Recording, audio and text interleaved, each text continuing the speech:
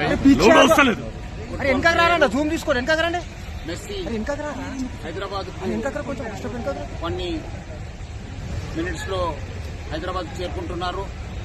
Already అక్కడి నుంచి బయలుదేరారని చెప్పి తెలిసింది. సో ఇక్కడ ఫలక్నామాలో ఇక్కడ బస చేసిన తర్వాత కొన్ని గంటలు రెస్ట్ తీసుకుని ఇక్కడ నుంచి ఉప్పల్ స్టేడియంకి బయలుదేరతారు. మనము అక్కడ ఆర్జే ఎయిర్పోర్ట్ నుంచి ఇక్కడ దాకా ఫలక్నామా దాకా మొత్తం బందోబస్తు ఏర్పాటు చేయడం జరిగింది. ట్రాఫిక్ వాళ్ళు ప్లస్ అదేవిధంగా లా అండ్ ఆర్డర్ ఆఫీసర్స్ ఇక్కడ కూడా మీట్ ది కోర్ట్ అని చెప్పి ఒక కార్యక్రమం పెట్టుకున్నారు. సో అక్కడ కూడా దాదాపు 250 మందికి వాళ్ళు పర్మిషన్ ఇవ్వడం జరిగింది. ఇక్కడ వచ్చే వాళ్ళు కూడా మనము చాలా నీట్ గా వాళ్ళని చెక్ చేసి వాళ్ళ ఒక క్యూఆర్ కోడ్ ని క్లియర్ అయిన తర్వాతనే మనము లోపల పంపడం జరుగుతుంది. సో అదేవిధంగా ఇక్కడ రాహుల్ గాంధీ గారు కూడా వస్తున్నారు. అదేవిధంగా మన ముఖ్యమంత్రి గారు కూడా ఇక్కడ వస్తున్నారు. సో వాళ్ళందరూ కలిసి ఇక్కడి నుంచి ఉప్పల్ బయలుదేరుతున్నారు. ఇక్కడ మనము పక్కబందీగా బందోబస్తు ఏర్పాటు చేయడం జరుగుతుంది. సో అదేవిధంగా ఉప్పల్ స్టేడియంలో కూడా అక్కడ మన సిపి రాచకొండ నేతృత్వంలో కూడా చాలా పక్కబందీగా ఏర్పాటు చేయడం జరుగుతుంది. ప్రజలు ఎవరు కూడా భయాందోళన చెందాల్సిన అవసరం లేదు.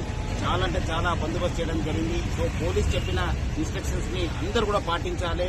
మనకు పోలీసుకు రాష్ట్ర ప్రభుత్వం కూడా అందరూ కూడా సహకరించి ఈ ఒక్క మెస్సీ ఎందుకంటే చాలా లెజెండ్ ప్లేయరు అనే ఇక్కడ వచ్చే ఒక హైదరాబాద్ కార్యక్రమాన్ని అందరూ కూడా కలిసి విజయవంతం చేయాలని చెప్పి నేను కోరుతున్నాను. సార్ ఎంతసేపు వరకు ఉండొచ్చు సార్ వాళ్ళు ఎన్ని అవర్స్ వరకు ఉండొచ్చు? ఇక్కడ 4:30 దాకా వస్తారు. 4:30 దాకా వస్తారు.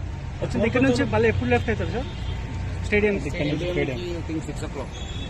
సార్ కోల్కతాలో మ్యాచ్ కి అంతరాయం కలిగింది సార్, కొంచెం ఇబ్బంది. ఇక్కడ మాత్రం చాలా పక్కబందిగా మన డీజీ గారు కూడా అక్కడ ఇప్పుడే విజిట్ చేసి ఇక్కడ రావడం జరిగింది. అక్కడ కూడా మన సిపి రాచకొండ గారు ఉన్నారు.